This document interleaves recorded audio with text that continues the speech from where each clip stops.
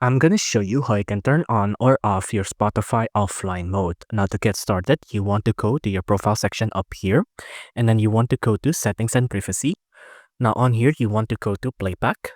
Now on playback, there should be an option that says offline mode. If you want to turn it on or if you want to turn it off, you can just tap on it and then you can toggle it on and off just like that, right? But on my phone, it doesn't have it available for some reason, and it may not be available for you as well.